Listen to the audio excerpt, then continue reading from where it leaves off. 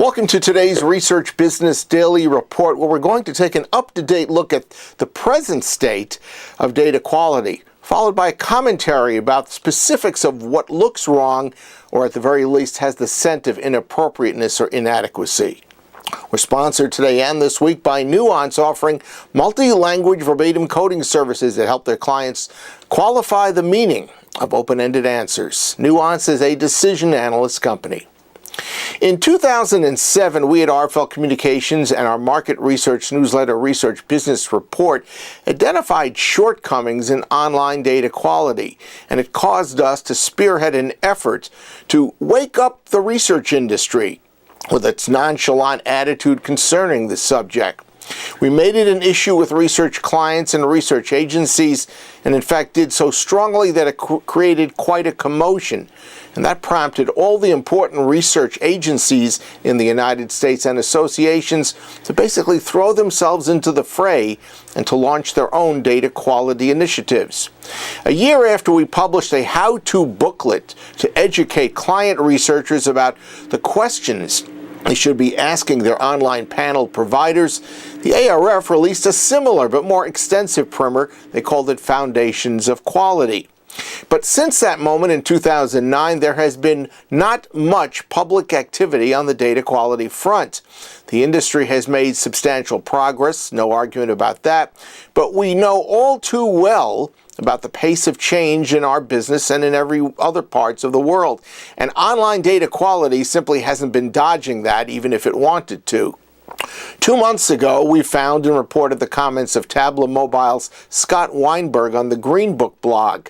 And Scott let it all hang out. He questioned in excruciating detail accepted boo-boos around online data quality.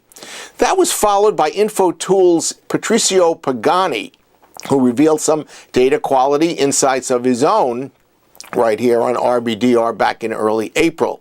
And those both got the attention of Sigma Validation's Mary Beth Weber, who asked us for RBDR time to make her feelings known about the online data quality realities we all are facing. Thanks, Bob. We at Sigma Validation were at the forefront of the drive for better research data quality back in 2006, and we think the time has come to resurrect an industry discussion.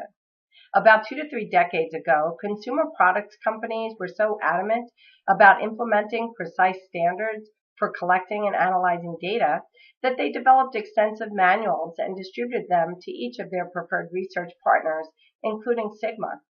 I recently spoke with researchers at these companies, and they seemed to look at me cross-eyed when I asked whether they still had such manuals in place. These researchers shared that they typically now rely on their research partners' expertise when it comes to standards. I then followed up with some of those partners, only to find that their research standards are predominantly based on the client's specifications.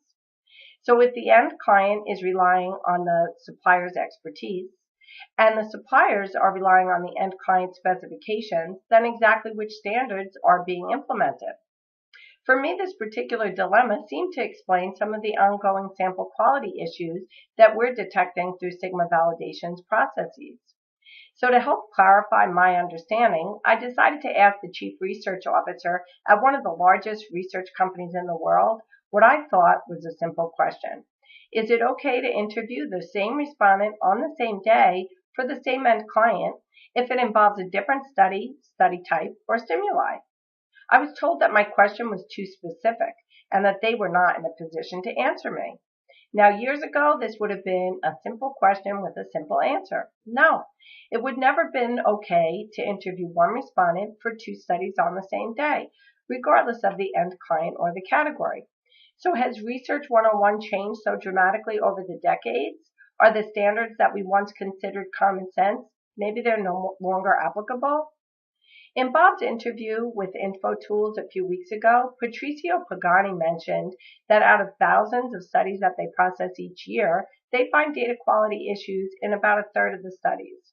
Sigma would concur with this statistic based on our ongoing analysis of sample quality for both online and in-person studies. Even with all the data quality bells and whistles that have been put into place by the leading research companies over the years, Sigma still finds technology and programming breakdowns, human error, and common sense research standards that are just not being implemented. Has your company clearly communicated your research standards to your partners? Are you auditing your research to ensure that basic standards are being implemented and so that you can differentiate between sample providers who are investing in data quality and those who are not? Let's never forget the old adage, garbage in, garbage out. Perhaps it's time to open the conversation again on research data quality. I'm Mary Beth Weber with Sigma Validation, and my 2 minutes are up. Mary Beth, thank you for your comments and your continuing commitment to the highest possible data quality.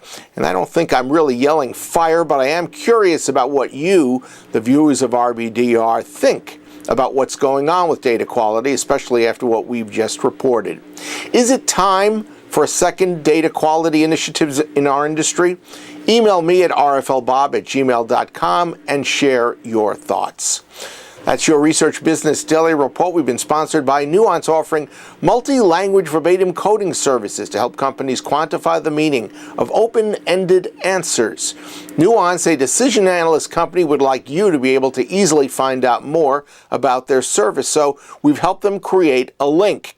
It is www.nuancecoding.com. Check it out and see why this has been a game changer for a number of companies out there. Have a great day and a good remainder of your research week. We hope you have an outstanding and restful weekend, and please be back with us here on Monday.